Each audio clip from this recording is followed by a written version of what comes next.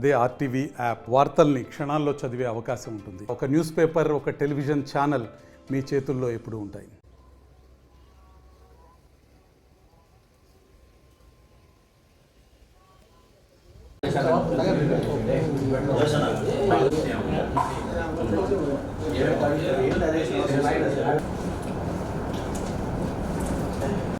అందరికీ నమస్కారం. మీడియా సోదరులందరికీ ఇటీవల కాలంలో రాష్ట్రంలో వైఎస్ఆర్సీపీ పార్టీ అనుసరిస్తున్నటువంటి విధానాలు ఎలా ఉన్నాయో ప్రజలందరూ కూడా గమనిస్తున్నారు. మీడియా పరంగా మనందరం కూడా చాలా దగ్గరుండి కూడా చూస్తున్నాం. అధికారం కోల్పోయి సంవత్సరం కాలం పాటైనా ఇంకా బుద్ధి రాకుండా ప్రజా సమస్యలపై పోరాడాల్సింది పోయి శవ రాజకీయాలు చేస్తూ ప్రజలను విద్వేషాలకు రెచ్చగొడుతూ ఒక రౌడీ రాజకీయం, ఫ్యాక్షన్ రాజకీయం లాంటి రాజకీయాలు చేయడానికి వైఎస్ఆర్సీపీ ఈరోజు రాష్ట్రంలో ప్రధానంగా లేవనెత్తుతుంది. ఎక్కడికి పోయినా సరే, మన ప్రకాశం జిల్లాలో పొదిలి పర్యటనలో చూసాం. అమరావతి రైతులపై ఆ రోజు సాక్షి మీడియాలో మాట్లాడినటువంటి విధానాన్ని ఖండిస్తూ మహిళలు ఈ విధంగా మాట్లాడకూడదు అని చెప్పేసి అక్కడ నిరసన తెలియజేస్తే వైఎస్ఆర్సీపీ కార్యకర్తలు ఏ విధంగా రాళ్ళు రువ్వి వాళ్ళని తలకాయలు పగలగొట్టే విధంగా చేశారో మనందరం కూడా మీడియా ద్వారా చూసాం. దాని తర్వాత పల్నాడు పర్యటనలో పోలీస్ శాఖ వారు వైఎస్ జగన్మోహన్ రెడ్డికి కొన్ని సూచనలు చేసింది. మీరు రండి, కానీ బల ప్రదర్శనగా కాకుండా మీరు పరామర్శించుకోండి అని చెప్పి చేసింది. అలా కాకుండా నేను బల ప్రదర్శన చేస్తాను అని చెప్పి ఎప్పుడో ఏడాది క్రితం ఇతను వైనాట్ 175 అని ప్రజలను మభ్యపెట్టి వాళ్ళ కార్యకర్తలు పంద్యాలు పెట్టుకొని బెట్టింగ్ ఆడి ఓడిపోయినటువంటి కార్యకర్తని పరామర్శించడానికి ఈ మా రాష్ట్ర మాజీ ముఖ్యమంత్రి పోవటం అనేది చాలా విడ్డూరంగా ఉంది. ఈయన ఎక్కడికి పోయినా, తెనాలికి పోయాడు, తెనాల్లో కూడా అంతే. గంజాయి తాగే రౌడీ షీటర్లని పోలీసు వారు కొడితే వాళ్ళని పరామర్శించడానికి వెళ్తాడు. అంటే ఈ రాష్ట్రంలో వైఎస్ఆర్సీపీ పార్టీ ఉంది రౌడీలని పరామర్శించడానికి, రౌడీలను కొమ్ము కాయటానికైనా అని మేము అడుగుతున్నాం జనసేన పార్టీ నుంచి.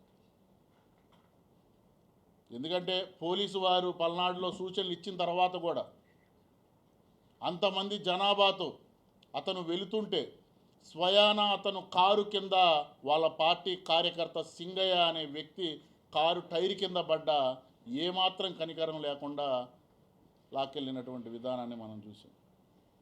ఎందుకంటే దారిని పోయేటప్పుడు యాక్సిడెంట్ జరిగినా సరే మానవత్వంతో వాళ్ళ దగ్గరికి ఆగి అంబులెన్స్ని పిలిచి అంబులెన్స్లో ఎక్కించి మనం ఉంటాం.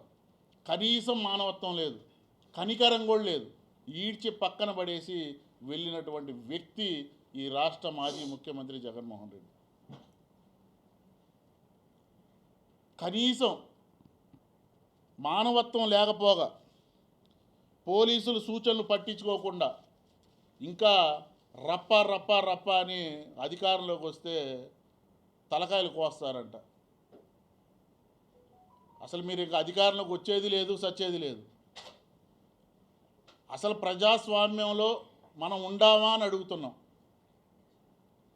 అంటే మిమ్మల్ని ఓట్లు వేసినందుకు ప్రజలు తలకాయలు మీరు కోస్తా అని డైరెక్ట్గా చెప్తున్నారు. ఎక్కడైనా ఒక రాజకీయ పార్టీ పెట్టి ఒక ప్రజాస్వామ్యంగా ఎన్నుకోబడిన తర్వాత ప్రజలకు భద్రత కల్పించాల్సినటువంటి బాధ్యత ప్రతి ఒక్క ప్రజాప్రతినిధిపై ఉంది. కానీ మీరు రోడ్ల మీదకి వచ్చి రప్పా రప్పా మేము కోస్తామంటే మరి చట్టాలు ఊరుకుంటాయా అని చెప్తున్నాం. అందుకే మీ మీద కేసులు పెడుతున్నారు. ఇప్పటికైనా వైఎస్ఆర్సీపీ కార్యకర్తలు అందరూ కూడా గ్రహించాలి. వైఎస్ జగన్మోహన్ రెడ్డి చేస్తున్నటువంటి కార్యక్రమాల్ని వ్యతిరేకించండి అని చెప్తున్నాం. ఎందుకంటే తన కార్యకర్తే కాదు, టైర్ కింద పడి చనిపోయింది. దానితో పాటు ఇంకొక కార్యకర్త కూడా గుండెపోటుతో చనిపోయాడు. మరి ఆ కార్యకర్తను పరామర్శించలేదే నువ్వు? అంటే నీ బండి టైర్ కింద పడి చనిపోతే 10 లక్షలు ఇచ్చి ఆ కుటుంబానికి 10 లక్షలు ఇస్తావా? అంటే ఒక మనిషి ప్రాణం ఖరీదు 10 లక్షలా అని మేము అడుగుతున్నాం. ఏ వేల కోట్లు దోచుకున్నావు కదా, అంటే నీ జేబుల్లో నుంచి ఎవడికి కూడా రూపాయి ఇవ్వకూడదు, నువ్వు మాత్రం పెద్ద పెద్ద మాటలు మాట్లాడుతావు. మరలా ఈరోజు ఒక న్యూస్ వచ్చింది, నీ ర్యాలీ పరంగా ఒక అంబులెన్స్లో హాస్పిటల్కి వెళ్ళాల్సినటువంటి వ్యక్తి చనిపోయాడని చెప్పి ఈరోజు మీడియాలో వచ్చింది. మరి ఎంతమందిని నువ్వు పొట్టను పెట్టుకుంటావు జగన్మోహన్ రెడ్డి అని మేము అడుగుతున్నాం. కాబట్టి నువ్వు రప్పా అని కొయ్యాల్సినటువంటి పరిస్థితి ఆంధ్ర రాష్ట్ర ప్రజలు రానీరు. కూటమి చాలా బలంగా ఉంది, రాబోయే ఎన్నికలకు కూడా కూటమి కలిసి వెళ్తుంది. నువ్వు గనక ఇలాగే ప్రవర్తిస్తే నీకు ప్రజలిచ్చే తీర్పు 0 అని చెప్పి జనసేన పార్టీ నుంచి హెచ్చరిస్తున్నాం. ఈరోజు జరుగుతున్న ఆంధ్రప్రదేశ్లో జరుగుతున్న విషయాలన్నీ కొన్ని జనసేన పార్టీ అధ్యక్షులు రియాజ్ గారు అని చెప్పారు. అట్లే పాలనలో జరుగుతున్న ఈ 1 year జరిగిన తర్వాత మొన్న కూటమి ప్రభుత్వం అందరూ కలిసి ఒక గవర్నమెంట్ మీటింగ్ జరిగిన తర్వాత ఆ మీటింగ్లో నారా చంద్రబాబు నాయుడు గారు, సీఎం గారు, డిప్యూటీ సీఎం పవన్ కళ్యాణ్ గారు, లోకేష్ గారు వీళ్ళందరూ కలిసి చెప్పిన వాగ్దానాలన్నీ మ్యాక్సిమం 80% ఫస్ట్ ఇయర్లో నెరవేర్చినందుకు ప్రతి ఒక్కళ్ళు సంతోషంగా ఈరోజు ఆంధ్రప్రదేశ్లో ఒక్క స్కామ్ లేకుండా ఈరోజు 1 year పాటు అందరూ కలిసి ఉమ్మడి కూటమి కలిసి ప్రతి ఒక్కరి నిర్ణయాలు తీసుకొని ముందు జరిగిన దానివలన ఎంతో బాగా జరుగుతుంది. చాలా హ్యాపీగా ఫీల్ అవుతున్నారు. ఈరోజు రోడ్లు కానీ ఇది కానీ అన్నీ డెవలప్మెంట్ గురించి ఎంతో ప్రతి ఒక్కళ్ళు హ్యాపీగా ఆనందంగా ఉన్నారు. ఇలాంటి పరిణామం పంచాయతీరాజులో సమస్య ఎన్ని సమస్యలు ఉన్నా సరే ఎప్పుడు తీయలేని, ఎప్పుడు జరగలేని, ఎప్పుడు కనివిని ఎరగని సుమారు 10,000 కోట్ల నుంచి 20,000 కోట్ల దాకా ఫండ్స్ తీసుకొచ్చి దాని డెవలప్మెంట్ అనేది స్టార్ట్ చేశారు. ఈరోజు ఎన్నో డెవలప్మెంట్ జరుగుతున్నాయి. పంచాయతీ సమస్యలన్నీ ఎన్నెన్ని ఒక్కడొక్కటి తీరుస్తున్నారు. ఈరోజు పవన్ కళ్యాణ్ గారు ప్రతి ఒక్కటి ఆయన ఆలోచన విధానం ప్రకారం అందరిని నడిపిస్తూ అందరితో పాటు కలిసి మెలిసి ఉంటూ మాకు సూచనలు ఇవ్వటం అని జరుగుతున్నాయి. ఇలాంటి సూచనలు జరుగుతున్న ప్రభుత్వం మీద అసలు అనవసరమైన విషయాలు మాట్లాడటం చేయటం ఎవరికి మంచిది కాదండి. ముందు మనం ప్రజలు గమనిస్తున్నారు, మనం చేసాం, పరిపాలన చేసాం గతంలో, ఆ పరిపాలనకి ఈ పరిపాలనకి ప్రతి ఒక్కళ్ళు ఆలోచిస్తున్నారు. ఈరోజు సోషల్ మీడియా ఎంతో వైడ్గా ప్రచారం జరుగుతున్న సమయంలో ప్రతి ఒక్కరికి తెలుసు ఏం జరుగుతుంది ఏందని. ఇళ్లల్లో ఉండే ముసలోళ్ళకు కూడా, వాళ్ళకి ఇంట్లో వాళ్ళకు కూడా, ఈ ఇంట్లో కథలు లేని వాళ్ళకు కూడా ఈరోజు సోషల్ మీడియా చూస్తున్నారు. సోషల్ మీడియాలో ఈరోజు ఉదయం జరిగితే అమెరికాలో 5 నిమిషాల్లో మన ఇండియాలో చూస్తున్నారు. అలాంటి సోషల్ మీడియా ఉన్న టైంలో ఎవరు దాచిపెట్టలేం. ఏ తప్పు జరిగినా బయటకు వస్తుంది, ఏ తప్పు జరిగినా దాన్ని శిక్షిస్తారు. అందుకని చెప్పి ఇలాంటి ప్రభుత్వం ఉన్నప్పుడు ఎంతో ఉమ్మడి కుటుంబంలాగా ఒక ఎన్డీఏ కూటమి ఈరోజు ఎంతో నెంబర్ 1 పొజిషన్లో ఉంది. భారతదేశంలోనే మన సైడ్ చూస్తున్నారు. ఎందుకంటే నిన్న యోగా జరిగింది. 5 లక్షల మంది జనంతో, 3 లక్షల నుంచి 5 లక్షల మంది జనంతో బ్రహ్మాండంగా యోగా గిఫ్ట్గా మన ప్రధానమంత్రి గారికి, నెక్స్ట్ చంద్రబాబు నాయుడు గారు అండ్ పవన్ కళ్యాణ్ గారు, లోకేష్ గారు ఇవ్వడం వల్ల ఎంతో జరిగింది. అట్లా ఎందుకంటే ప్రపంచం మొత్తం మన సైడ్ చూసింది, ఆంధ్రప్రదేశ్లో జరుగుతుంది కాబట్టి. ఇలాంటి జరుగుతున్న దానికి ఎప్పుడు డెవలప్మెంట్ అనేది చాలా మంచిదండి. డెవలప్మెంట్ లేనిది మనం ఎప్పుడు ఎవరు సక్సెస్ కాం. అందరూ తెలుసుకోవాల్సింది, ఒక మనిషి తిట్టడం ముఖ్యం కాదు, ఆ తిట్టే ముందు మనం ఏం చేస్తున్నాం, వాళ్ళు ఏంది న్యాయమా కరెక్టా కాదా చూసుకోండి. ఈరోజు ఒకప్పుడు వేరు, ఇప్పుడు వేరు. గతంలో ఉన్నదానికి ఇప్పుడు ఉన్నదానికి ఎంతో ముందుకు జరుగుతుంది. ఎంతో జీడిపి ఎంతో నిన్న చంద్రబాబు నాయుడు గారు, గౌరవనీయులు చంద్రబాబు నాయుడు గారు నిన్న చెప్పారు, జీడిపి గురించి, డెవలప్మెంట్ గురించి చాలా చూపెట్టారు. మనం చేసింది సంవత్సరంలో, రేపు రాబోయే సంవత్సరంలో చేయబోయేది అన్నీ చూపెట్టారు.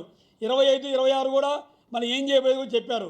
ఎందుకంటే ఇలాంటివన్నీ జరుగుతున్న సందర్భంలో ప్రతి ఒక్కరు ఆలోచించాలి. మనం ఏం చేయక్కల్లా ఒక అరగంట సేపు వినండి, చూడండి, చూసుకోండి. ఓన్లీ కంపారిజన్, అంతేగాని ఒక మనిషిని తిట్టక్కర్లేదు, చేయక్కర్లేదు.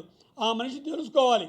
ఎందుకంటే కూటమి ప్రభుత్వం ఇప్పుడు వాళ్ళు ఒక్కరోజు కూడా ఒక్క చిన్న తప్పు కూడా ఈ భారతదేశంలో కూటమి ప్రభుత్వం మోడీ గారి నాయకత్వంలో జరుగుతున్న సందర్భంగా ఒక్క తప్పు కూడా జరగలేదు.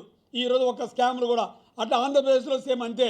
ఈరోజు పంచాయతీరాజ్ వ్యవస్థలో ఎవరైనా సరే ఎంతోమంది అధికారులు చూస్తున్నాం, భయపడుతున్నారు. అయా ఖచ్చితంగా ఉండాలి, పవన్ కళ్యాణ్ గారు ఆయన సారథ్యంలో ఎంతో బాగుండాలి అని ఎంతోమంది పంచాయతీరాజ్ సమస్య ఉన్నోళ్ళు చెబుతున్నారు. పంచాయతీలో ఉన్న పెద్దలు, రైతులు వాళ్ళందరూ ఎంతో ఆనందంగా ఉన్నారు. మాకు చిన్న చిన్న పనులు కూడా బాగా అవుతున్నాయి, గతంలో లేవు అని. ఎందుకంటే కూటమి ప్రభుత్వం అనేది చాలా గట్టిగా ఉంది. నెక్స్ట్ ఒంగోలుకు వస్తే ఎంతో డెవలప్మెంట్గా గౌరవనీయ జనార్దన్ గారు ఎంతో డెవలప్మెంట్ చేస్తానికి ప్లాన్ చేస్తున్నారు. ఈరోజు ఎన్ని రకాలుగా వసతులు ఉన్నాయి, ఎంత ముందుకు తీసుకెళ్తున్నారు, ఇవన్నీ రకాలుగా ప్రతి ఒక్కటి కూటమిలో మమ్మల్ని అందరినీ, రియాజ్ గారిని, మమ్మల్ని అందరినీ ప్రతి ఒక్కరు అడుగుతున్నారు, చేస్తున్నారు, ఎంతో విలువ ఇస్తున్నారు. కూటమిలో ఉన్న ప్రతి ఒక్కరికి, మాకు జనసేనలో ఉన్న ప్రతి ఒక్క నాయకులకి అందరికీ ఇస్తున్నారు. ఇలాంటి జరుగుతున్నప్పుడు సందర్భంగా ఎందుకంటే కూటమి అనేది బలం. నెక్స్ట్ 15 సంవత్సరాల నుంచి 20 సంవత్సరాల దాకా కలిసి ఉండేది కూటమి. ఈ కూటమికి 100కి 90% విజయమే తప్ప ఇంక వేరేది ఏమీ లేదు. 90 సీట్లు మాకు, 100కి 90 సీట్లు, అట్లా 200కి 175కి 160 సీట్లు వస్తాయే తప్ప ఇంక వేరేది ఏమీ లేదు. రాబోయే రోజుల్లో ఇంకా చాలా ముందుకు తీసుకెళ్తున్నారు, చాలా విధి విధానాలను మార్చుకుంటున్నారు, అన్ని రకాల ఇన్స్ట్రక్షన్స్ ఇస్తున్నారు. గవర్నమెంట్ అధికారులకు ఇస్తున్నారు, ఎమ్మెల్యేలకు ఇస్తున్నారు, మినిస్టర్లకు ఇస్తున్నారు, మాకు మా జనసేన ఆఫీస్ మాకు ఇస్తున్నారు. ఇవన్నీ జరుగుతున్న సందర్భంగా ప్రతి ఒక్కళ్ళకి అన్ని మంచి జరగాలని చెప్పి కోరుకుంటూ ఈరోజు ఈ మీడియా సమావేశం మిత్రులందరికీ నా ధన్యవాదాలు. మరిన్ని వీడియోస్ కోసం ఛానల్ ని సబ్స్క్రైబ్ చేయండి. లేటెస్ట్ అప్డేట్స్ కోసం వాట్సాప్ ఛానల్ ని ఫాలో అవ్వండి. ఆ లింక్ డిస్క్రిప్షన్ లో ఉంది.